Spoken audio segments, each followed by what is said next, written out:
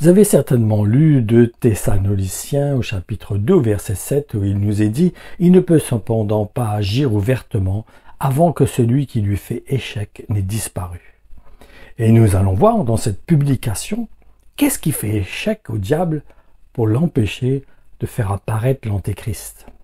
Premièrement, nous avons besoin de comprendre que si la Terre et l'univers sont gardés dans son état originel, c'est grâce à la parole de Dieu.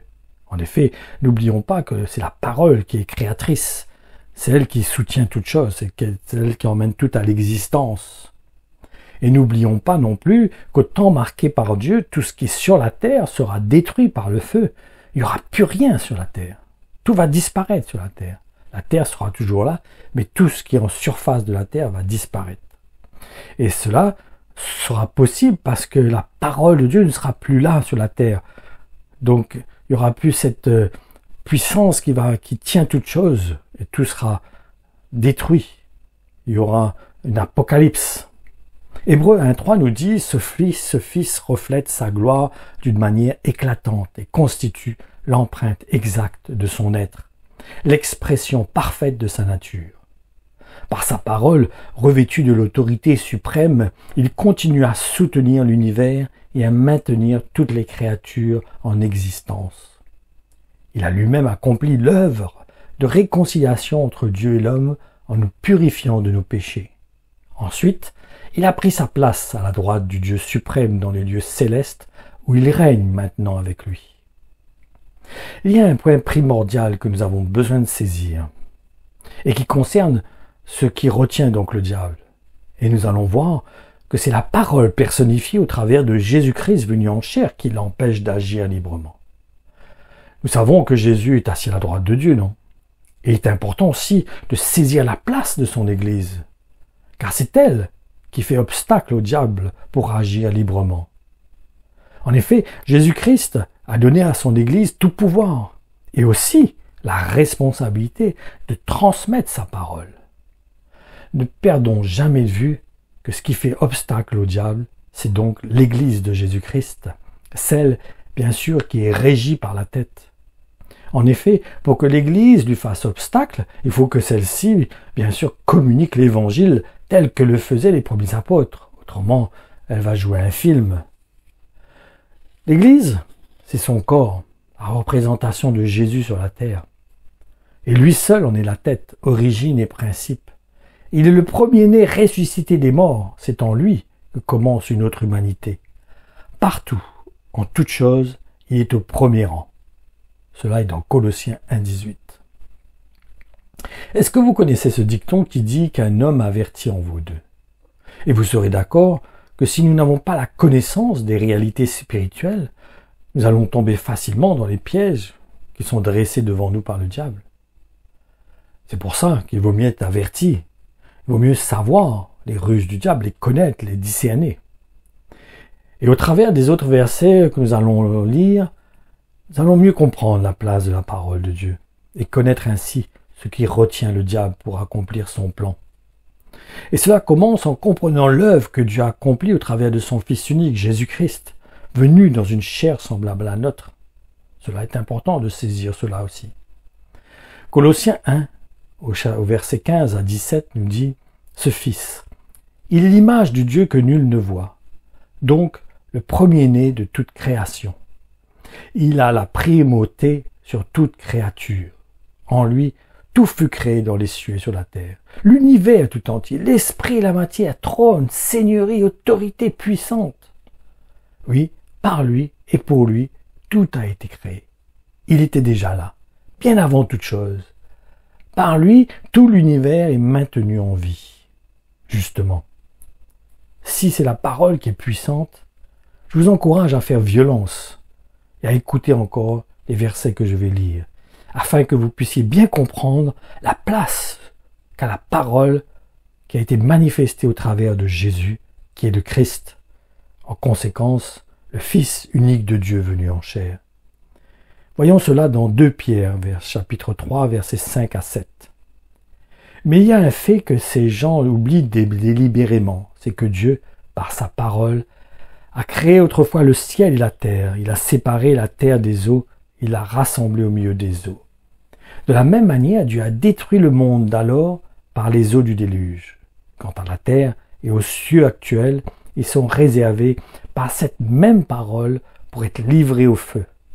Ils sont gardés en vue du jour du jugement où tous ceux qui n'ont eu aucun respect pour Dieu périront. Donc, nous voyons que la parole a une place prépondérante pour retenir l'action du diable. Et vous avez remarqué que pour beaucoup de chrétiens, ils ont des combats pour lire la parole. Il peut arriver que nous ayons des combats pour lire la parole, que ce soit vraiment une lutte. Personnellement, je me rappelle que lorsque j'étais touché par l'amour de Dieu, j'avais une soif de la parole. Je pouvais la lire 10 heures par jour. J'avais faim de la parole de Dieu. Je la dévorais chaque jour. J'avoue qu'il y a eu un moment de relâchement, mais après le Seigneur m'a accordé la grâce de me ressaisir et de retrouver ce zèle, ce goût, cette faim de la parole. C'est important parce que la parole, c'est elle qui est la créatrice. Si nous n'arrivons pas vraiment à dévorer la parole, à se nourrir de la parole, nous allons mourir de faim, spirituellement bien sûr. Il y a aussi un autre point qui est important que nous pouvons reconnaître et réaliser. Il y a un nombre incroyable d'églises qui ne communiquent pas la parole telle que le faisaient les premiers apôtres. Et cela augmente d'une façon exponentielle. Nous pouvons le constater. Aujourd'hui, en effet, chacun communique la parole à sa guise, en ne transmettant que ce qui plaît au plus grand nombre, afin de gagner le plus de monde possible, avoir le plus de monde possible dans leur église. Et donc, en l'adaptant au temps actuel. Pourtant, Dieu est immuable, Dieu ne change pas. Il est le même hier, aujourd'hui, éternellement. C'est là que nous pouvons reconnaître ceux qui sont animés par la parole qui est Jésus-Christ et ceux qui se sont laissés séduire par la parole du diable. En effet, la parole nous établit sur un fondement solide et cela nous emmène à nous unir en accord avec la volonté de Dieu. Alors que la parole du diable, elle, désunit dans le but de détruire en emmenant ceux qui se laissent être séduits à aller à l'encontre de la loi de Dieu, à les pousser à aller contre la loi de Dieu. En réalité, c'est le manque de révélation de la parole qui va permettre au diable de déployer sa séduction au travers de l'Antichrist.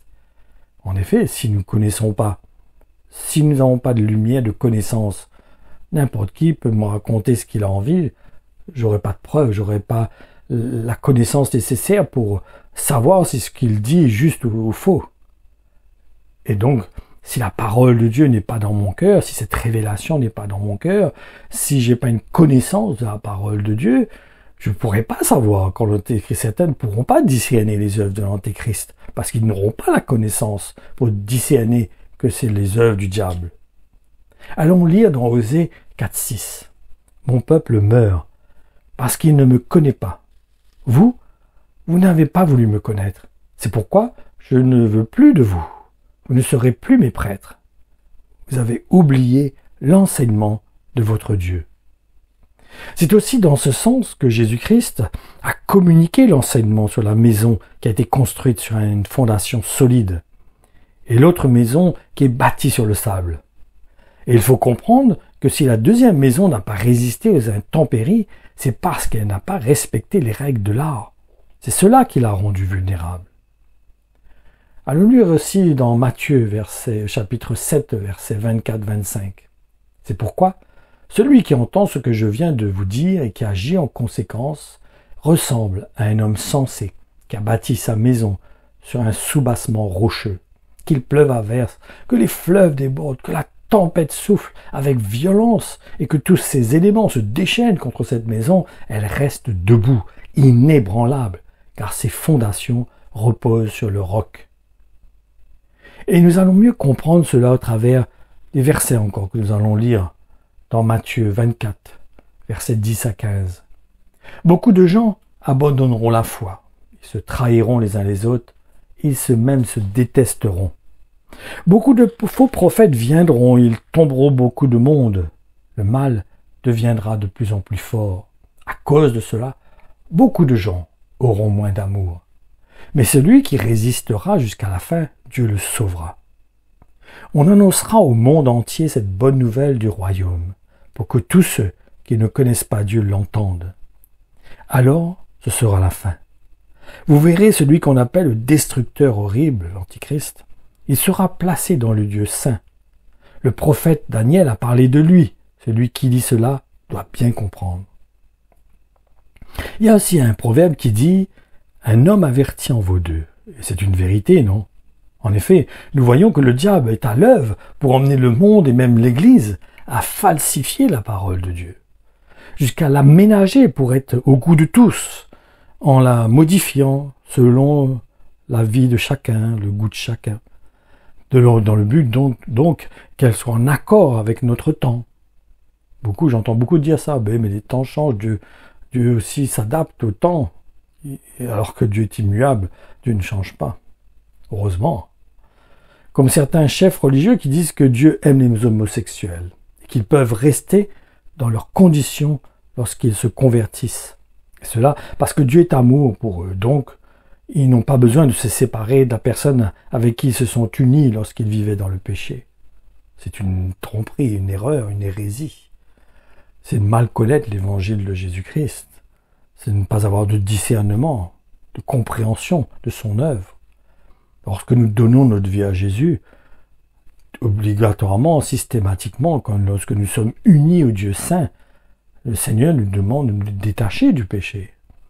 Il ne peut pas nous laver, il ne peut pas chaque jour nous laver de nos péchés dans cette condition, la même condition dans laquelle il nous avait trouvés.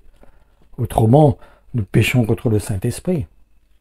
Et nous devons vraiment comprendre que c'est en enlevant ce qui fait la force à l'Évangile que nous supprimons tous les obstacles qui empêchent le diable d'agir librement. C'est comme si on lui laisse l'accès libre pour agir à sa guise. Et c'est aussi l'état de l'Église qui permet au nouveau gouvernement mondial de se mettre en place. Oui, c'est le fait que l'Église ne resplendit plus et qu'elle ne communique plus l'Évangile tel qu'elle a été transmise par les apôtres que ça permet au mensonge de s'établir. Les gens tombent dans le piège du mensonge parce que la vérité n'est plus proclamée. La lumière n'est plus apportée dans le monde. Et nous voyons qu'il est l'instrument du diable, ce gouvernement mondial, en faisant voter des lois contraires à la loi de Dieu. C'est là que nous voyons que réellement nous sommes aussi à la fin des temps, où le diable est en train de préparer la venue de l'Antichrist. 2 Timothée 4.3 nous dit en effet, un moment viendra où certains ne voudront plus écouter l'enseignement véritable. Mais ils suivront plutôt leurs désirs, ils feront appel à une foule de maîtres qui leur diront ce qu'ils ont envie d'entendre. Ce qui va permettre l'apparition de l'Antéchrist, c'est l'accroissement du péché, qui est le résultat donc du rejet de la parole authentique.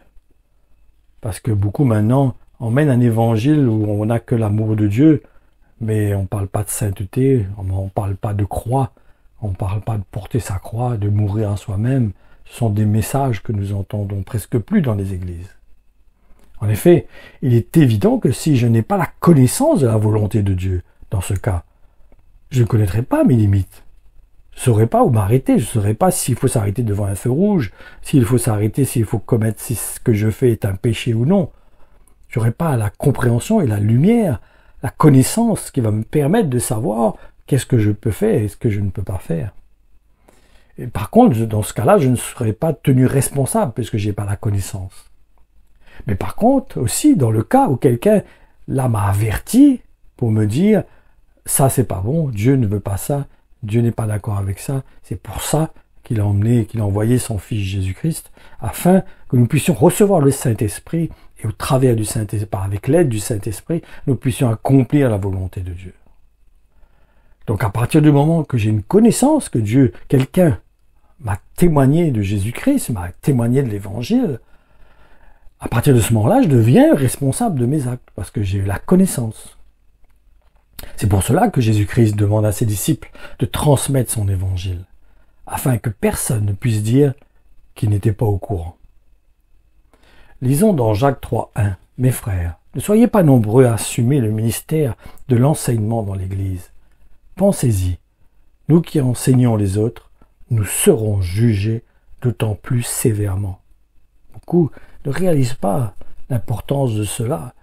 Beaucoup enseignent des choses sans réaliser l'impact de ce qu'ils enseignent et des conséquences qu'ils auront. Et ils auront des comptes à rendre vis-à-vis de l'enseignement qu'ils communiquent, qu'ils ne respectent pas tout l'évangile de Jésus-Christ dans son intégralité, dans sa pureté et dans sa vérité, dans sa justice. Une des œuvres de séduction du diable, c'est cette conception que certains chrétiens ont, qui consiste à dire « il ne faut pas me juger, c'est Dieu seul qui peut juger ». Je vais prendre encore l'exemple de quelqu'un qui est homosexuel. Il est évident que Dieu l'aime, bien sûr, il l'accueille. Il est venu pour ceux qui sont malades. Il est venu pour les pécheurs, non pour ceux qui se trouvent justes. Par contre, lorsque cette personne entend le véritable évangile, cela doit l'emmener à renoncer à son péché. Et s'il ne veut pas y renoncer, la parole est très claire à ce sujet. Il doit être exclu de l'Église. Et ceux qui annoncent un autre évangile, c'est pas l'évangile de Jésus-Christ, c'est leur évangile à eux. Et cette réaction est un jugement, bien sûr, mais selon la justice de Dieu. Comme le cas d'Ananias et Saphira, qui sont morts parce qu'ils avaient menti au Saint-Esprit. N'oublions pas que si c'est le Saint-Esprit qui a exécuté la sentence envers Ananias et Saphira, c'est malgré tout l'apôtre Pierre qui a donné le feu vert au Saint-Esprit d'agir ainsi. Le vrai sens du mot juger, c'est mettre une croix sur quelqu'un. Donc emmener une parole sur sa vie qui produit une condamnation à mort. Ça veut dire lui dire « c'est fini pour toi, tu n'as plus de chance, c'est terminé ». C'est pas le but de la parole.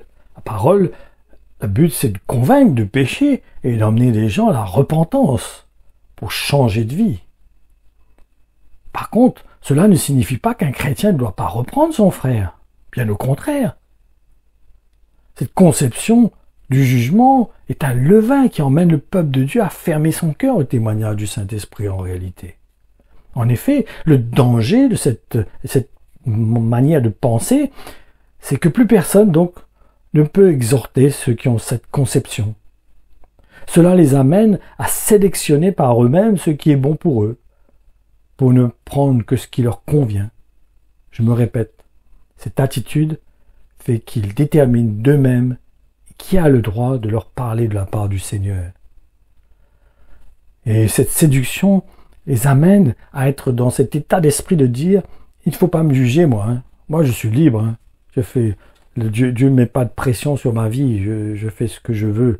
Dieu m'aime tel que je suis. » C'est une erreur. C'est une fausse image, une fausse conception de l'Évangile. Ce n'est pas l'Évangile de Jésus-Christ. Donc ils ne sont plus dans une disposition de cœur qui leur permette de reconnaître lorsque le Seigneur vient pour les émonder. Parce que son but, c'est de nous emmener à porter du fruit, et de plus en plus de fruits. Que nous revêtions Jésus-Christ, que nous soyons comme Jésus-Christ à son image. Que nous puissions refléter l'image de Jésus-Christ au travers des fruits que nous portons. Que nous portions les mêmes fruits du tronc auquel nous sommes greffés. C'est pour cela que celui qui veut être un chrétien, il a besoin d'être bien établi. Il doit prendre l'exemple sur la maison qui est bâtie sur le roc. Et il est évident qu'il y a un prix à payer pour cela, qui consiste à renoncer à soi-même et porter notre croix. Cela signifie de prendre Jésus-Christ comme modèle et d'agir comme lui, comme il aurait agi. Mais le plus grave dans cette manière de penser, c'est que ce type de levain qui anime ces gens emmène le peuple de Dieu à fermer son cœur au témoignage du Saint-Esprit. Et nous savons que le plus grand péché, c'est de résister au Saint-Esprit, à l'appel, à la voix du Saint-Esprit dans notre cœur, au témoignage qu'il met en nous. Ma conclusion dans cette publication, nous avons tous besoin de discernement, afin de comprendre les manigances du diable. Et ceci dans le but de lui faire obstacle, que nous soyons les bastions qui font obstacle au diable, nous soyons cette muraille qui empêche l'ennemi de rentrer dans la ville. Que nous soyons cette bergerie qui protège les brebis des loups. Cela nous permettra de voir ces plans machiavéliques si nous sommes animés par cette pensée, par cette foi, par cette compréhension de l'évangile, cette révélation dans notre cœur va nous permettre de discerner les œuvres du diable, qui consistent à altérer la parole, en lui enlevant son essence, ce qui en fait sa force. Et nous pouvons constater que le diable est en train d'emmener beaucoup de chrétiens à corrompre la parole. C'est une réalité, il ne faut pas se voiler la face, il faut arrêter de se mentir. Il faut arrêter de se mentir vis-à-vis de ces pasteurs qui se disent pasteurs, mais qui ne communiquent pas l'évangile tel que le faisaient les premiers apôtres. Dieu ne change pas, il est immuable. Dieu a donné à ces 12 apôtres la révélation, le fondement de la parole. Le fondement ne peut pas changer, on ne peut pas changer le fondement. Dieu est immuable, il ne change pas. En effet, le diable veut atténuer le message de l'évangile. Et cela est possible parce qu'il séduit certains serviteurs de Dieu afin qu'ils ne produisent pas, que cette parole qu'ils communiquent ne produise pas l'effet qu'elle est escomptée par Jésus-Christ. Ce qu'ils transmettent ne reflète pas ce que les apôtres eux-mêmes ont communiqué. Parce que la parole, le fruit de la parole, ça consiste à revêtir Jésus-Christ afin de ne pas être trouvé nu quand Jésus viendra trouver son épouse. Donc, pour ne pas tomber dans le piège du diable, nous devons nous identifier à tous les enseignements qui nous ont été transmis par les premiers apôtres et ne pas choisir, ne pas faire ce qui nous arrange, qui nous convient. Non, je dois être un vrai disciple qui appartient à Jésus-Christ, un soldat de Jésus-Christ, où j'accepte l'armure qu'il met sur moi, j'accepte de me revêtir de son armure afin qu'il y ait la justice, l'équité, qu'il y ait la sainteté, que je sois armé de tous les moyens nécessaires afin que je puisse lutter de la bonne façon pour empêcher le diable d'accomplir ses œuvres dans la vie de ceux que j'aime, dans mon entourage et ceux que Dieu a choisis, de ceux que Dieu a élus. Voilà, cette exhortation est finie, donc comprenons l'importance de la parole, la force de la parole, qui tient l'univers entier, qui tient toute chose à l'existence. Que si nous voulons exister, être établis, affermis, nous avons besoin de laisser cette parole nous établir, nous construire, nous façonner, nous emmener à être établis en Jésus-Christ, à refléter Jésus-Christ, à être revêtus de Jésus-Christ, afin que sa gloire transparaisse au travers de nous, que nous puissions refléter sa parole. Soyez bénis.